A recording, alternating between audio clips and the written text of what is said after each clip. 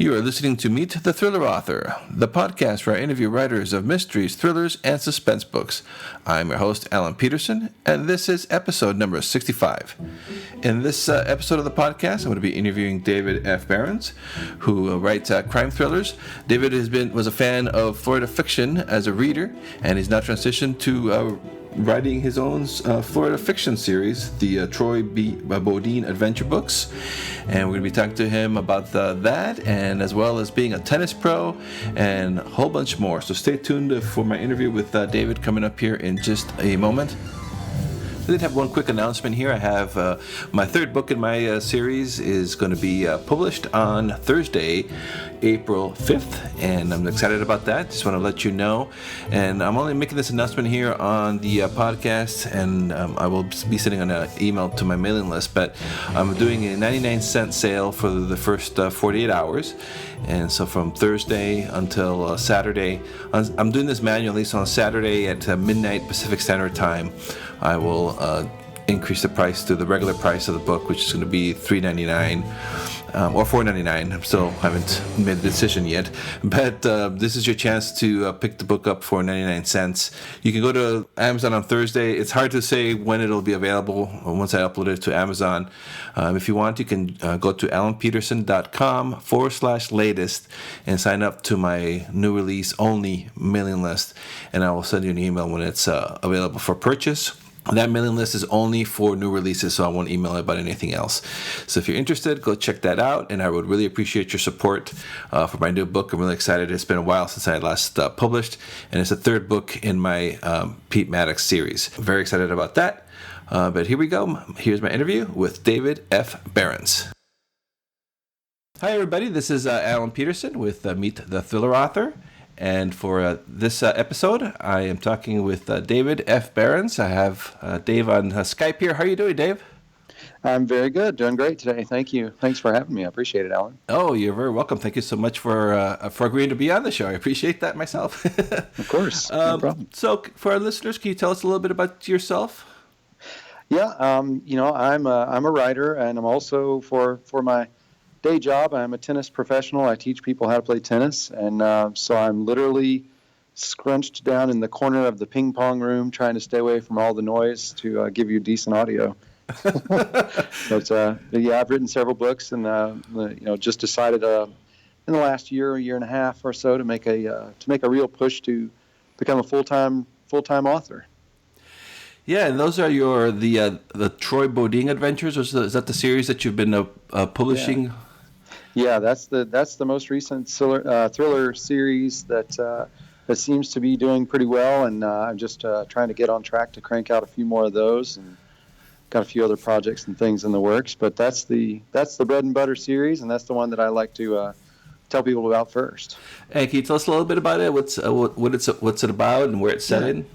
Yeah, it is a lot of people would call it a Florida fiction series. So it is a crime thriller series. Usually there's a murder or some kind of crime that happens in the first couple of chapters, and then the character Troy sort of works his way through helping the victim or helping somebody that's nearby, and sort of ends up solving the crime and that kind of thing. But it's not it's not specifically Florida, because I've got him sort of as a drifter. He goes from beach town to beach town, and each time he gets somewhere, something bad happens around him. So it's pretty interesting series. So he's sort of like, he's an amateur. He's not like a police officer or a PI. Right. Mm-hmm. Right. He does have a military background, but I didn't want him to be the sort of ex-CIA special forces, great at everything. He can get through these incredible feats of awesomeness and save the day. So I wanted him to be the regular guy, and he was in Afghanistan, and an IED went off and got him in the knee, so he's got sort of a bad knee, and that was an honorable discharge, so he's back in the States and trying to make a go of it, and that's he's kind of turned into a little bit of a drifter character. And how many books do you have in that series out now? There's 4 out now that are full-length novels. There are 2 sort of shorter works. There is a prequel that's a little bit shorter. It's not even quite a novella. And then there is a story collection where I take a character from each book and sort of expand them into just a vignette, their own little short story, and they're kind of zany and funny, and they introduce you to different characters along the way. Yeah, I noticed that that was what really intrigued me when I first came across your books. Is even though they're thrillers, humor is a big part of it. The story. Exactly. Yeah. Can you tell us a little bit about that and your interest in that? Yeah, I used to read Elmore Leonard and Carl Hiaasen, well, still do, and some of Robert B. Parker, the Spencer series, and I'm more drawn to the series that, yes, there's something pretty, pretty thrilling happening. There's a murder or a crime, and there are definitely suspense moments, but I always liked the characters to be just a little bit on the zany side, so that it never gets really, really heavy. And I'm drawn to that kind of work, and I read that kind of work a lot. And so I didn't want my books to be the sort of Vince Flynn, Jack Reacher, Mitch Rapp, sort of the hero is just amazing and nothing gets by him. I wanted to be a little bit fallible and a little bit funny, and there's some satire in them, and that's the work I'm drawn to. So I like that it's not the heaviest of series. Yeah, so when you started, so before you even wrote this series, you're already a fan of that genre, and exactly. As a reader. Yeah, that's what I read, and a lot of times I think that's what sometimes there's a big push, to write to market, and I did kind of toy around with different genres, and I even have a few works that are just lying there, and I thought it's not really as good as what I want it to be, to publish, and I decided that I would go back and write what you really enjoy, write what the tropes of the genre, and the things that people expect to have happen in these books, and things that make them fun to read, and that's where I kind of I realized that's what I wanted to write, and I'm sort of really throwing my energy at that series right now. Yeah, that's really cool because it is important, the whole writing to market and everything, but if it's something that you enjoy to read, it obviously is a market already there, right? Because you're already reading those books. Yeah, and I got lucky, that there is a reasonably healthy market. That thriller market is it's always been really good. And what tends to happen is it kind of the type of thriller becomes hot. Right now, kind of, I think psychological thrillers are really, really moving, and a sort of zany thing like mine is not the top of the pile, but I can still attract readers that are in those big, huge genres, and that way I get a decent amount of readership.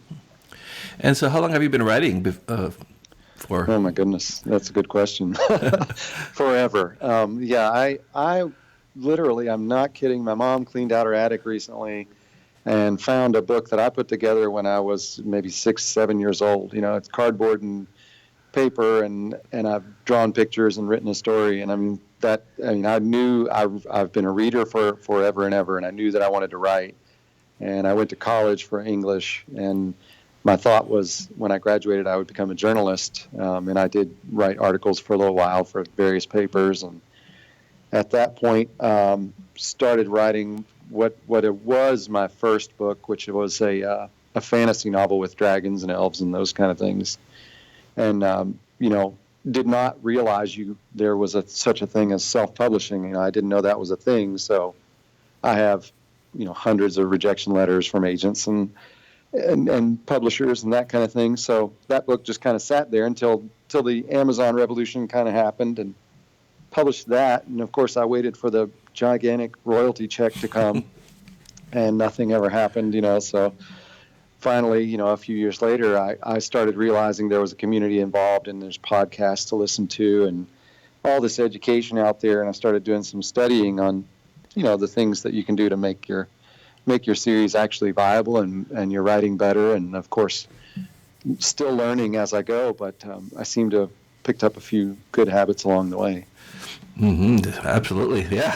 And your covers are really cool too. Do you do those yourself, or do you have those done? Yeah, no, I do those myself. Wow. And oh my gosh, yeah, oh boy, it's been that's been a roller coaster ride, because my genre, is sort of funny fiction or satirical fiction, and that's really hard to nail down. Yeah.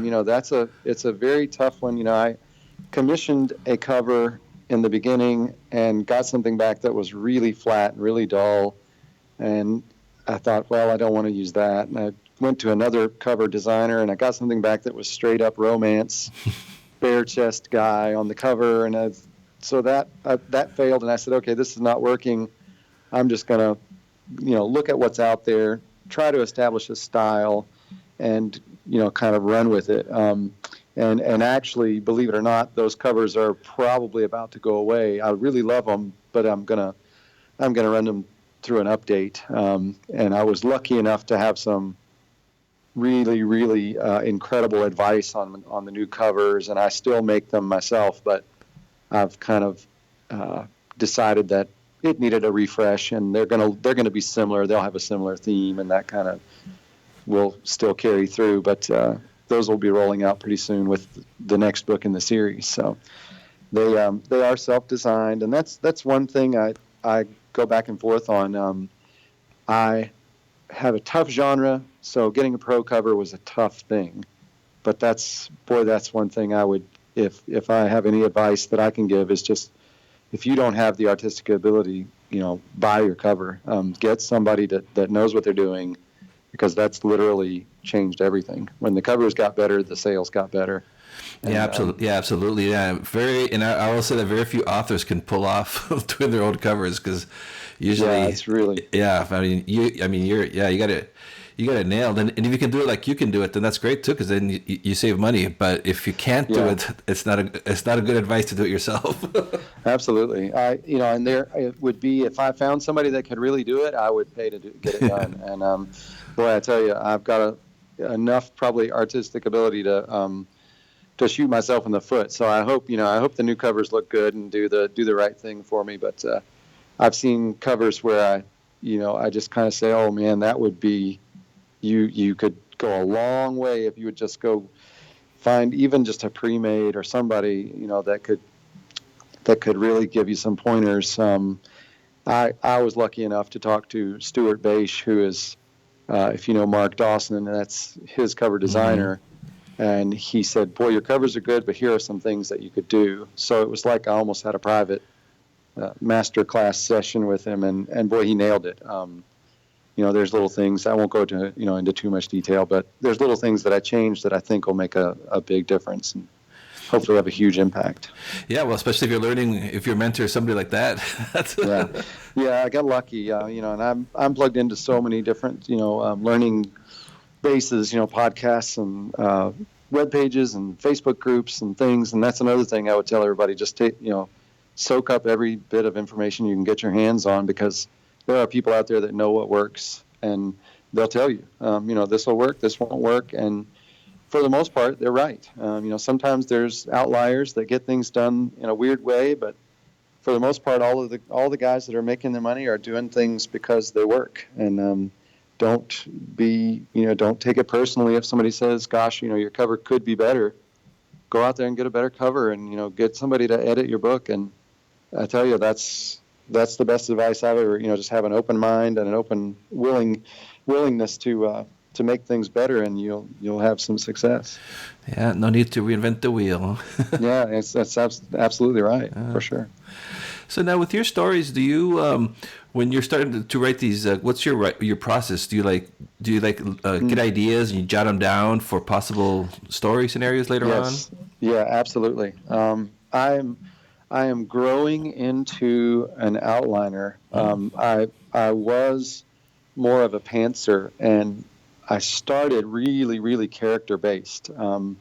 My books have obviously sort of zany characters, and I would run into a situation in real life, and I would just make a note. And sometimes my wife would be with me, and I would say, "Oh, write that down," and she would take a note on her phone, and I would look back through them later, and a character would sometimes build out of just a something we saw. And a lot of times, of all the craziness, we would see a road sign that had two town names together, juxtaposed together, and I would say, "Oh my gosh, what a great character name that is, and jot that down, write that down. I'm going to use that. So sometimes, this crazy road sign on the way to North Carolina would say Georgiana and Starlington together on the same sign, and I would be like, oh my gosh, that's fantastic. And then a character idea would sort of come to me, and so I would just throw this character into the book and say, okay, how can I make them work? And I would literally not know the end of the book until I got there. And sometimes the characters would go in directions I didn't expect, and they still do sometimes. And I'm getting a little more into using beats. So I don't strictly outline, but I do say, okay, this particular scene needs to have this happen, and this act needs to have this happen, and I kind of use a format where I just say, okay, beat number 1 is introduce the characters. Beat number 2 is inciting incident. So I do have a little bit of a framework, and then I allow lots of room to let those crazy characters do whatever it is they want to do.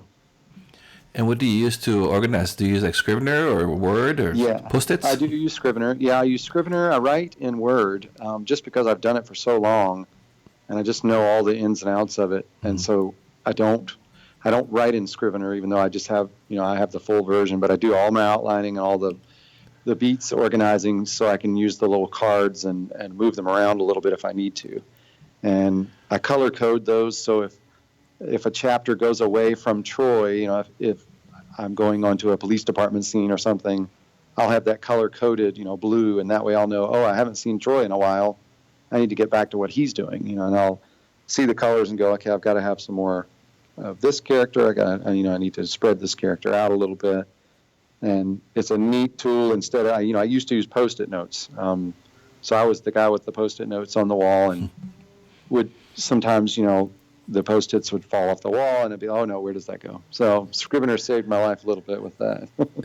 Oh yeah, I never thought about that. If a Post-it falls on the ground, you're kind of like, oh, where was that? But yeah, that's I use Scrivener to organize, and I use Word to type, and then I import it and do all my processing for output in Vellum now. So I kind of took the plunge and went to Vellum just because I could do it. I can organize it and do all the formatting in Word, but Vellum I've gotten to a point where it's just click a button and boom, you've got the output. So. Yeah, I love Vellum. And it just looks so much nicer, and it keeps everything. It keeps everything consistent across the books, and that way I don't have to remember how many spaces did I put after the title and what font did I use for the title, how big was it, and all that sort of stuff. So. And now I noticed with your book too. I was looking at the look inside for Hat Check just to check it out, and your the opening paragraph really grabs you. I'm like, wow. Yeah. Is that something that you work on, or? Yes. Yeah, absolutely. I kind of have, like I said, I kind of have in mind an event that's going to kind of get things rolling. And typically the books don't open with Troy. They open in another location, and a crime is happening, and something is sort of going to get the ball rolling. And I mean, for many years I've known, you've got to really grab them with the opening. And sometimes that first sentence gets worked and worked and worked and worked until I think, there's no way I could put this down if I read that line. And I try my best, I don't always say I'm perfect at it, but I try my best to, if you read that first page, you've got to figure out what's going on. You've got to read more. And that is, the look inside feature on Amazon, that's huge for browsers, because they'll check it out, they'll open it up, and if it's not there, they sometimes won't. They'll pass you by. They won't buy it. So, super important to grab them right away. Yeah, and I recommend for the listeners who are also writers or aspiring writers to check out the look inside and Hat Check, because that'll pull you in. Thank you. Yeah, thank you very much. I appreciate that. Yeah, there's some great visual imagery there. The gun in the guy's mouth, and it just really kicks off with a bang. And that I did that on purpose. That's a great pun right there. But yeah, so that chapter, I tried really hard to make it something you couldn't deny. You had to know what was getting ready to happen. So I appreciate you saying that. And now, are your experiences do they make it into your novels? Like things that you've experienced in your real life, and you use them? Do you use that stuff in your work? Yes, absolutely. Yeah, and and that's what I always say is I sometimes there are things that happen in life, and if you're not looking at it and you're not, saying, "Oh man, that's a great scene," you'll miss it. And I try to take notes, and I mean, I've got my phone with me, 24/7, like don't we all? Mm-hmm. So if I see something happens and it just catches my attention, I just make a little reference, a little note. And so many of those things, especially Hat Check. I mean, I was there. I was there when some of these things happened. Not any of the murder stuff, but I mean, we were at Pawleys Island when I came up with these characters, and that's the setting for this book. And several of the scenes in there, I mean, the ice cream truck getting hit, and these things that happen over and over in the book are real life experiences. So I just kind of take those and work them in when it's appropriate and when I think it's going to be funny or catchy or something like that. So definitely try to use real life experiences, because sometimes you can't. Sometimes truth is stranger than fiction or funnier than fiction, and you can't let those pass by. And so the locations in your books, they're actual real locations? Yes, some of them. Like I would say 90% of the locations are real. Some of them I had to create, but I try to put them near an actual landmark. There are places you can go, and I mean, there's a diner in the first few chapters. You can actually go there and eat and order exactly what's on the page, and so that just lends some kind of credibility. And I've got people that have written to me, emails and said, "Oh, I've eaten there. I've been there. I know what you're talking about. I've seen that," and that just lends it some credibility. And it's kind of neat for the reader too, if they've been there. They say, "Oh yeah, I know that place. I know what he's talking about." So. Oh, that is so cool to hear from the readers about that, like something you wrote, and they're like, "Oh yeah, I've eaten that," or "I've been there." Yeah, I got an email from somebody who works at Lee's Inlet Kitchen, saying, "Oh, I read your book, and I worked there. I know that thing on the menu that you got in the book." So it was really neat to hear somebody connecting in that way. And what about your characters? Do yourself or like your friends and family, do they make it into your books at least a little bit? Yes, they do, and I'll let those people remain nameless to preserve their. No, I'm very generous with saying, hey, I'd like to kind of use you as a character base, and nobody gets any if there's a character that's really awful or terrible, I mean that's their fiction, they're made up, and I always say I know Troy Bodine, I know the guy, because he is based on a real person, and that person knows, and he has some of those characteristics, and it's all in good fun, and it kicked off a series that's really been a lot of fun to write. And so if people that you can reference can help your characters feel really, really deep, and they have more truth to them. But that's always something. I think anytime you write somebody, you kind of picture somebody in mind, even if it's a celebrity or something like that. So it's good to give your characters a good depth and a good real truth to them.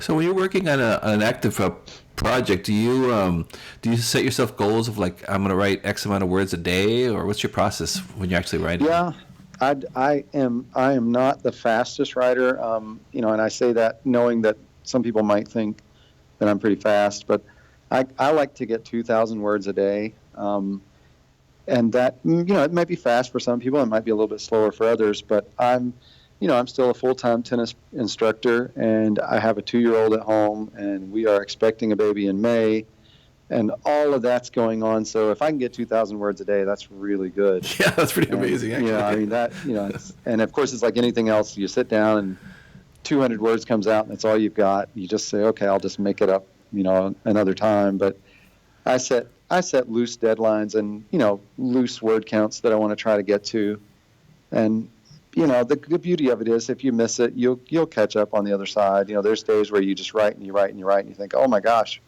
this is the easiest thing I've ever done, and then days where the next word will not come out. So I generally say 2,000 a day and 2,000 words a day, and that gets me to where I need to be. Is there a specific, a particular spot that you usually ride in, or is it do you just whenever you can steal some time? There are two spots. I am lucky in that a tennis instructor job is not a 9 to 5. We have time on court and then we have time off court, and so I'm lucky that I do have breaks where I can come off the court and I can jump on the laptop and write a little bit, and then sometimes I will pick it up, go to the Starbucks and right there because there's just too much going on here. And then, typically speaking, late at night, after our little girl's gone to bed and after my wife and I have spent a little time together, I'll set up at the dining room table, and type there. And I used to have to type in my office, which is a tiny little room in our house, just a tiny little almost closet. And I was too claustrophobic back there and just felt like I was in a cave. So moved out to the dining room table, and that's my main workspace now. And what gets you to put in your time to write? Like, if you're not feeling it, I mean, what kind of motivates you to keep going? The best thing for me is to either watch a really cool show, or listen to a book or read a book. Put something in the tank. Is kind of the way I look at it. I pretty much, I don't have a lot of trouble once I've kind of got my beats worked out and I kind of know what the characters are. Occasionally I'll get stuck in a situation in the book and I'll think, I need a way out of that, and I just don't know where it's going to go. And it's best just to step back, let it ruminate in your mind, let it steep a little bit. And sometimes just watching, whatever the, Dateline show or, murder mystery show is on TV, you just get a couple of minutes of that. Sometimes you'll go, oh, this would be great. And, a lot of times I'll take a few days and just listen to a book. I like audiobooks myself, and just sometimes you'll be surprised where a little inspiration will kick in. And I always say, if you're always just writing, sometimes that tank gets a little empty, and it's good to put some things in. Go read something, go look at the TV, watch some kind of show that relates to what you do, and that'll oftentimes kick me into a new gear. Yeah, so you do still find time to read, and you still read in the same genre that you've always liked? I do. Yeah. I still read in this kind of Florida fiction genre, and I've developed habits that are much more indie as far as my reading habits. It used to be that I was okay with waiting, a year for the next Hyacin book, or a year for the next Patterson or whatever, and now I'm like, where's the next book? I need the next one. And so it's a lot more, my reading habits have definitely turned towards, okay, I finished that one, boom, where's the next one? And I like a couple of great indie authors that are in that thriller space. And I like a little bit of action adventure also, James Rollins and some of these guys that write, Crichton kind of writes adventure, action, thriller. And so I'll get across to those, and I'm slowly working my way through the Elmore Leonard catalog and things like that. So that's what I read, and I still enjoy those kind of books. Can you tell us a little bit about your work in progress? What do you got cooking right now? I'm on the fifth Troy Bodine book, which is I think currently titled Nag's Head. So he's made his way up to Nag's Head in the Outer Banks of North Carolina.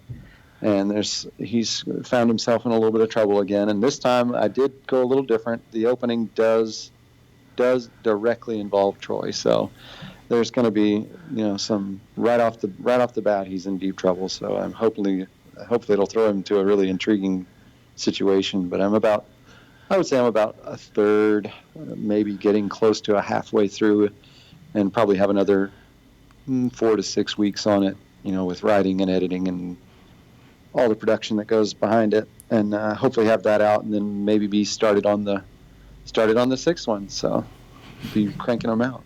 Cool. Yeah. So how many books you think you're gonna publish this year?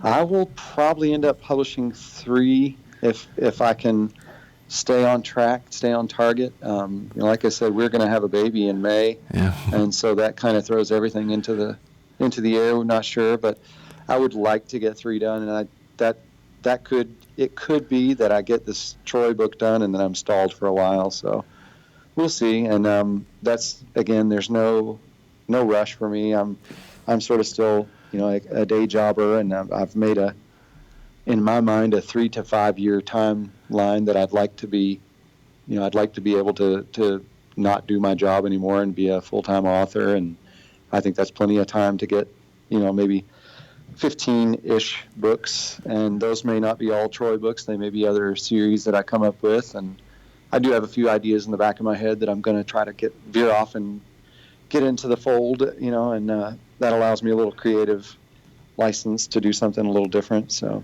hopefully everything will click right along for me. Yeah, sounds like you got a good plan, and you're definitely on the right track with your sales.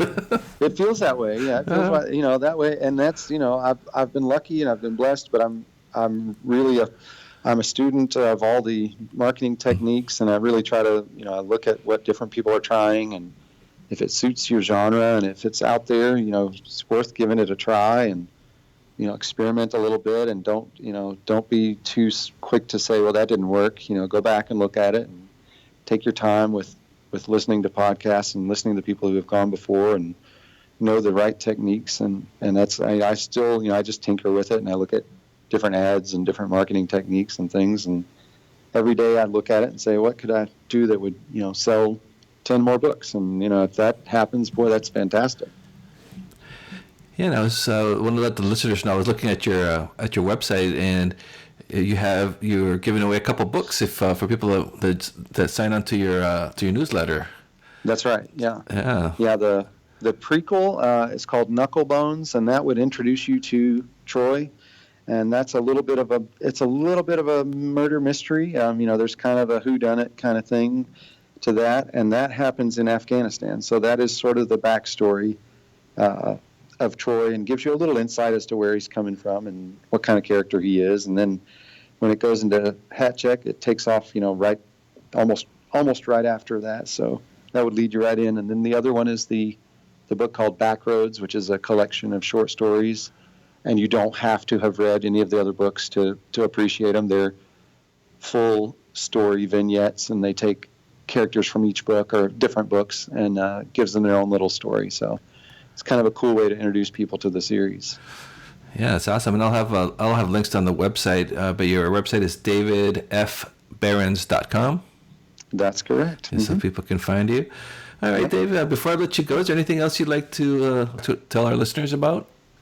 Well, no, I think we've covered it all. I mean, I just, I'm not a bestseller or anything like that. I mean, I was lucky enough to get up to number one with a couple of great marketing techniques and in my category. And I mean, sometimes that's all it takes to attract enough readers to your series. But be a willing writer. Be willing to say, this thing that I've got is great. What can these other people tell me? What can they teach me? What can they show me? And there are so many people that give these things away and say, look, this is what I do, and it works for me. Might as well give it a try. And I think just being open to the fact that people are there to help and be willing to take their advice. That is my number one. That's the turnaround that's happened for me. Just be open and take that advice in the spirit that it's given. The rising tide lifts all our boats. That's great advice. Yeah, so true. So many people are out there providing some wonderful advice and for free. Mm-hmm. I mean, it's just amazing. Yeah. Exactly. Absolutely. All right, Dave. Well, thank you so much for being on the podcast, and I enjoyed talking with you. I appreciate it, Alan. Thank you very much. Thank you for listening to this episode of Meet the Thriller Author.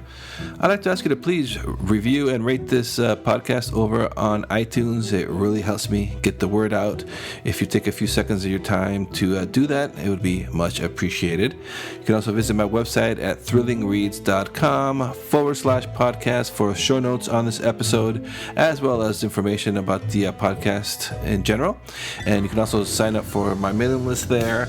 You'll be getting special offers from our guests, as well as information, behind the scenes information on the podcast. And please do visit my author website at alanpeterson.com. I appreciate your support. And so until next episode, I will talk to you then.